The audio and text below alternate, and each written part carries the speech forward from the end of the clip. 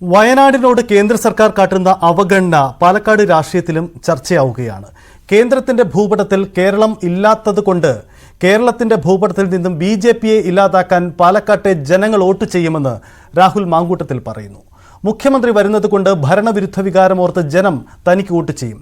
ഇരട്ട വോട്ട് ചേർക്കുന്നതിലും LDFലും BJPയും തമ്മിൽ ധാരണയുണ്ടെന്നും രാഹുൽ ആരോപിക്കുന്നു. രാവിലെ തന്നെ രാഹുൽ മാങ്കൂട്ടത്തിൽ പ്രചരണത്തിലാണ്. കൊച്ചുകുട്ടികൾ അടക്കമുള്ളവർ എത്തി രാഹുലിനോട് സംസാരിക്കുന്ന കാഴ്ചയാണ് നമുക്ക് കാണാൻ സാധിക്കുന്നത്. എന്തായാലും രാഹുലിനെ സ്വീകരിക്കുകയാണ് അവർ.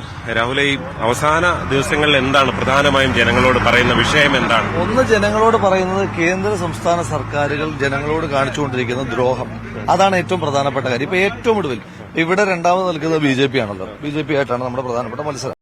ആ BJP വോട്ട് പിടിക്കുന്നത് കേന്ദ്ര സർക്കാരിനെ പറഞ്ഞുകൊണ്ടാണ്. അതുകൊണ്ടാണല്ലോ അവരുടെ സ്ഥാനാർത്ഥിയുടെ ചിത്രത്തിൽ പോലും ഇന്ത്യയുടെ പ്രധാനമന്ത്രിയുടെ ചിത്രം എടുക്കുന്നത്. ആ കേന്ദ്ര സർക്കാർ എന്താ കേരളത്തോട് കാണിക്കുന്നത്? വയനാട്ടിൽ എന്താ ചെയ്തത്? വയനാട് പോലെ സമാനതകളില്ലാത്തൊരു ദുരന്തം ഉണ്ടായിട്ട് ഇപ്പം അങ്ങയുടെ ഓർമ്മയിലോ എന്റെ തലമുറയുടെ ഓർമ്മയിലോ അതിനു മുന്നത്തെ തലമുറയുടെ ഓർമ്മയിലോ ഒന്നുമില്ലാത്ത സമാനതകളില്ലാത്തൊരു ദുരന്തം ഉണ്ടാകുമ്പോൾ പോലും അതിനകത്ത് രാഷ്ട്രീയം നോക്കുകയാണ്.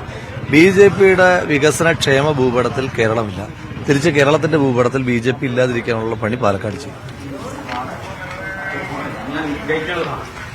ഈ ഇരട്ട വോട്ട് ആരോപണം ഫലത്തിൽ സരിൻ തള്ളിക്കളയുന്നു, പ്രതിപക്ഷ നേതാവിനെ തിരിച്ച് വെല്ലുവിളിക്കുന്ന സാഹചര്യമൊക്കെ ഉണ്ട്. അതിനോട് എന്താണ് മറുപടി? ഞാൻ ഈ ഇരട്ട വോട്ടിനെ കാണുന്നത്, ഞങ്ങൾ ഒക്ടോബറിൽ കൊടുത്തിട്ടുള്ള പരാതിയാണ്.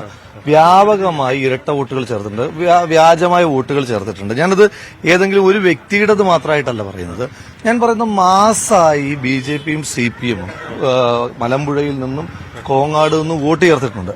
ഏതെങ്കിലും ഒരു വ്യക്തിയുടെ മാത്രമല്ല. ഇപ്പൊ BJP ജില്ലാ പ്രസിഡന്റ് 2 വോട്ട് ചേർത്തിട്ടുണ്ട്. അദ്ദേഹത്തിന് 2 വോട്ടുണ്ട്. നിയമപരമായിട്ട് നിലനിൽക്കുന്ന വിഷയമല്ല.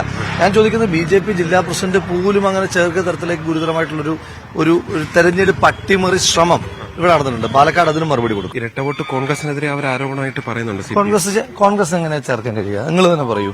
അതായത് തെരഞ്ഞെടുപ്പ് വോട്ടർ പട്ടികയിൽ പേര് ചേർക്കുന്ന പ്രക്രിയക്കകത്ത് എവിടെയാണ് കോൺഗ്രസിന്റെ ഒരു ഗവർണൻസ് ഉള്ളത്?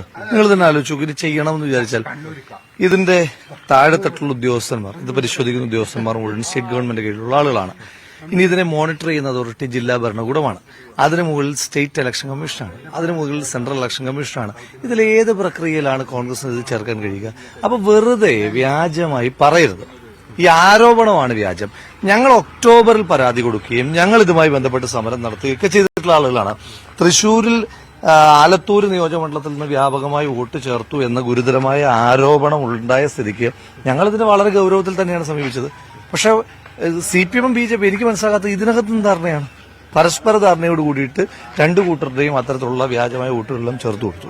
അത് ഗുരുതരമായിട്ടുള്ള ഒരു ക്രൈമാണ്, ഇലക്ഷൻ ക്രൈമാണ്. മുഖ്യമന്ത്രി പ്രചരണത്തിനെത്താണ് ഇന്നും നാളെയൊക്കെ. അദ്ദേഹം പ്രചരണത്തിനെത്തുന്നത് എനിക്ക് വളരെ ഗുണമാണ്. കേരളത്തിന്റെ മുഖ്യമന്ത്രി സത്യത്തിൽ പ്രചരണത്തിനെത്തുന്ന UDF ക്യാമ്പിന് ഗുണമാണ്. കാരണം ഏതെങ്കിലും ഒരു ഭരണവിരുദ്ധ കാര്യം ജനം മറന്നുപോയിട്ടുണ്ടെങ്കിൽ ഓർമ്മപ്പെടുത്താൻ മുഖ്യമന്ത്രിയുടെ ഓരോ സഹായകമാകും.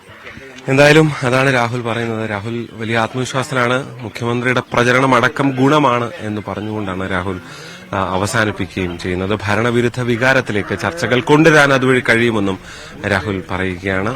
Prashant മംഗലശ്ശേരിക്കൊപ്പം G Sreejith, News 18 Palakkad.